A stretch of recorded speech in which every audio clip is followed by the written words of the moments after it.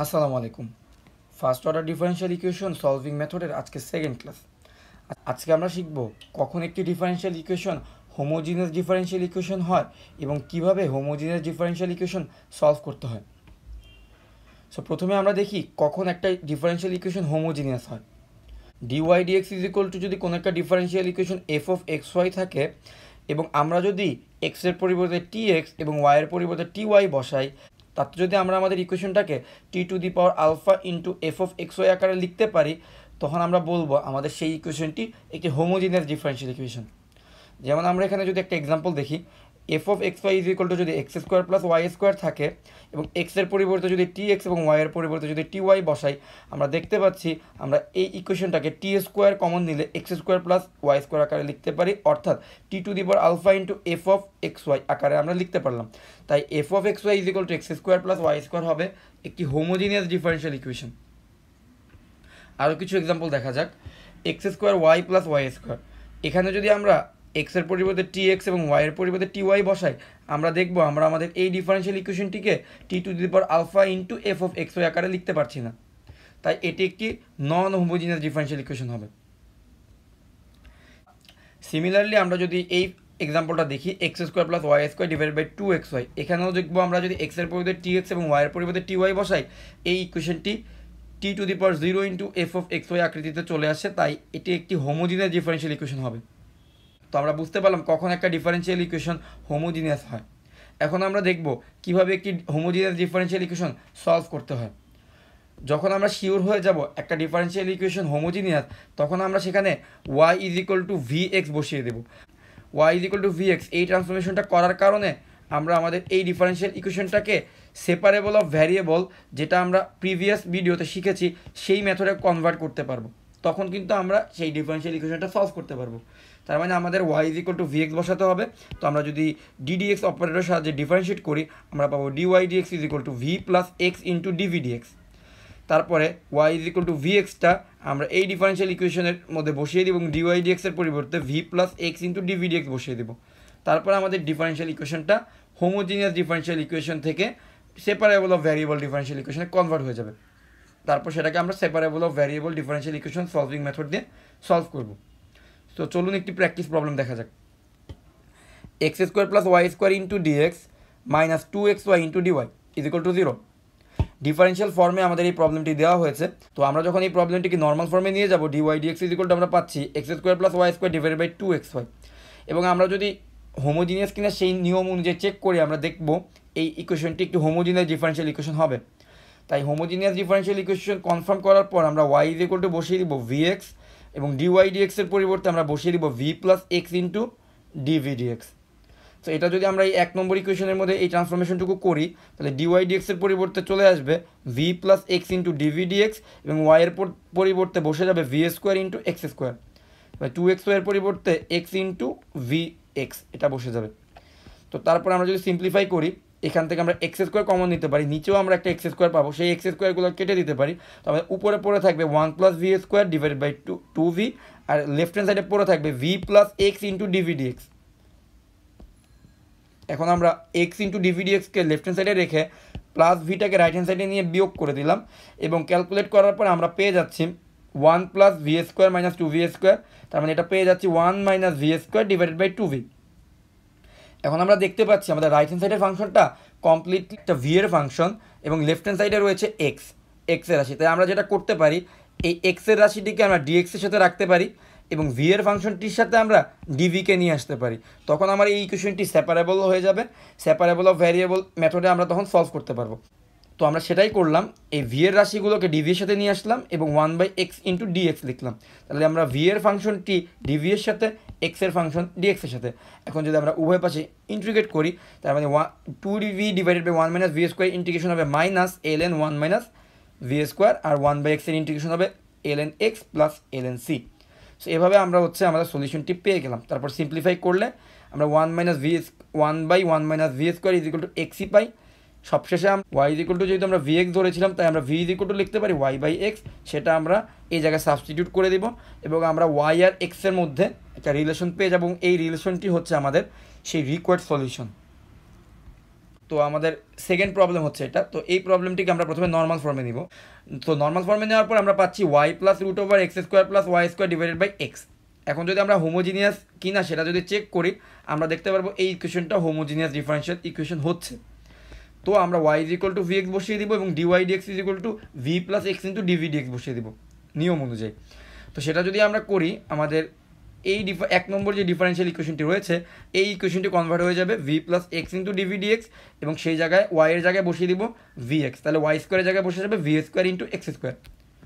So simplify করার পরে আমরা পাবো v plus x into DV d x is equal to v plus root over 1 plus v square. তো এখান থেকে আমরা উভয় পাশ থেকে ভি কেটে দিতে পারি। তো তারপরে আমরা ভি এর রাশিটুকুকে ডিভি এর সাথে নিয়ে আসতে পারি এবং এক্স এর রাশিটুকুকে আমরা ডিএক্স এর সাথে নিয়ে আসতে পারি। এরপর আমাদের এই ইকুয়েশনটি সেপারেবল অফ ভ্যারিয়েবল নিয়মে করা যাবে। আমরা উভয় পাশে ইন্টিগ্রেশন করে দিলে আমরা পেয়ে যাব l n v plus root over 1 plus v square is equal to l n x plus l n c. তার মানে এখান থেকে আমরা ভি আর এক্স এর মধ্যে একটা রিলেশন পেয়ে যাব। তারপরে যেহেতু আমরা y is equal to v x ধরেছিলাম, তাহলে v is equal to y by x বসিয়ে দিলে আমরা ওয়াই আর এক্স এর মধ্যে একটি রিলেশন পেয়ে যাব, যেটা হবে আমাদের required 1 parameter family of solution. তো এভাবে কোনো একটা differential equation homogeneous differential equation হলে তাকে আমরা সলভ করতে পারি। এখন আমরা দেখব যখন কোনো একটা ইকুয়েশন নন হোমোজিনিয়াস হবে তাকে কিভাবে হোমোজিনিয়াস বানানো যায়। হ্যাঁ, অবশ্যই সব নন হোমোজিনিয়াস ডিফারেনশিয়াল ইকুয়েশনকে আমরা হোমোজিনিয়াস বানাতে পারবো না, তবে কিছু স্পেশাল কেস রয়েছে যেসব কেসে আমরা নন হোমোজিনিয়াস ডিফারেনশিয়াল ইকুয়েশনকে হোমোজিনিয়াস ডিফারেনশিয়াল ইকুয়েশনে কনভার্ট করতে পারি। যেমন d y dx is equal to যদি আমরা দুইটা লিনিয়ার ফাংশনের অনুপাত পাই সেখান থেকে, এবং এক্সের সহগের অনুপাত এবং ওয়াইয়ের সহগের অনুপাতগুলো যদি সমান না হয় তখন আমরা একটা ট্রান্সফরমেশন করব, সেটা হচ্ছে x is equal to capital x plus h এবং y is equal to capital y plus k. এই ট্রান্সফরমেশনটুকু করলে আমাদের এই ডিফারেনশিয়াল ইকুয়েশনটি হোমোজিনিয়াস ডিফারেনশিয়াল ইকুয়েশনে কনভার্ট হয়ে যাবে। তারপর আমরা হোমোজিনিয়াস ডিফারেনশিয়াল ইকুয়েশনের সলভিং প্রসিডিউর অনুযায়ী এই প্রবলেমটি সলভ করতে পারবো। এক্স ইজ ইকুয়াল টু যদি ক্যাপিটাল এক্স প্লাস এইচ হয় এবং ওয়াই ইজ ইকুয়াল টু যদি ক্যাপিটাল ওয়াই প্লাস কে হয়, তাহলে d of capital y divided by d of capital x is equal to হবে d of small y plus d of small x. তাহলে আমরা যেটা করলাম, লেফট হ্যান্ড সাইডে d of small Y divided by d of small এক্সের পরিবর্তে আমরা d of capital y by d of capital x বসাতে পারি এবং যেখানে আমাদের স্মল এক্স ছিল সেখানে আমরা বসাতে পারি a one into capital x plus h, আর যেখানে আমার স্মল ওয়াই ছিল সেখানে আমরা বসাতে পারি b one into capital y plus k plus c one. তারপর এটাকে যদি আমরা সিম্পলিফাই করি তাহলে আমরা পাবো a one into capital x যোগ b one into capital y plus a one h plus b one k plus c one. Similarly আমরা এখানে পাবো a two h plus b two k plus c two. এখন আমরা H আর কে আমরা define করছি, H আর কে হচ্ছে a one h plus b one k plus c one এবং a two h plus b two k plus c two এর solution. তাহলে এই দুইটা লিনিয়ার ইকুয়েশনকে সলভ করলে আমরা এইচ আর কে এর ভ্যালু পাবো এবং সেই ভ্যালুটা আমরা এই ইকুয়েশনের মধ্যে বসিয়ে দিব। বসিয়ে দিলে আমরা পেয়ে যাব এই ইকুয়েশনের ভ্যালু 0 পেয়ে যাব এবং এই ইকুয়েশনের ভ্যালু 0 পেয়ে যাব। তখন আমাদের অবশিষ্ট থাকবে a one into capital x plus b one into capital y divided by a two into capital x plus b two into capital y. এখন যদি আমরা ভালোভাবে খেয়াল করি এই ডিফারেনশিয়াল ইকুয়েশনটা কিন্তু একটি হোমোজিনিয়াস ডিফারেনশিয়াল ইকুয়েশন। তার মানে এটাকে যদি আমরা y is equal to v into x ধরি তখন কিন্তু এটা সলভ হয়ে যাবে। তার মানে এভাবে আমরা নন হোমোজিনিয়াস ডিফারেনশিয়াল ইকুয়েশনকে হোমোজিনিয়াস ডিফারেনশিয়াল ইকুয়েশন বানাতে পারি, তারপর তাকে সলভ করতে পারি। সো একটি প্র্যাকটিস প্রবলেম দেখা যাক।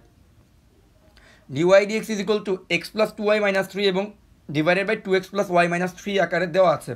তো যেহেতু এখানে a one by a two আর b one by a b টুর অনুপাত সমান হয়নি, তাই আমরা এটাকে চাইলে হোমোজিনিয়াস ডিফারেনশিয়াল ইকুয়েশনে কনভার্ট করতে পারবো।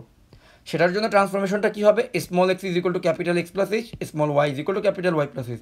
সো আমরা আমাদের প্রসিডিউর অনুযায়ী করলে d of capital y divide by capital x is equal to x plus two y plus h plus two k minus three, two h plus k minus three এই আকৃতিতে চলে আসলো।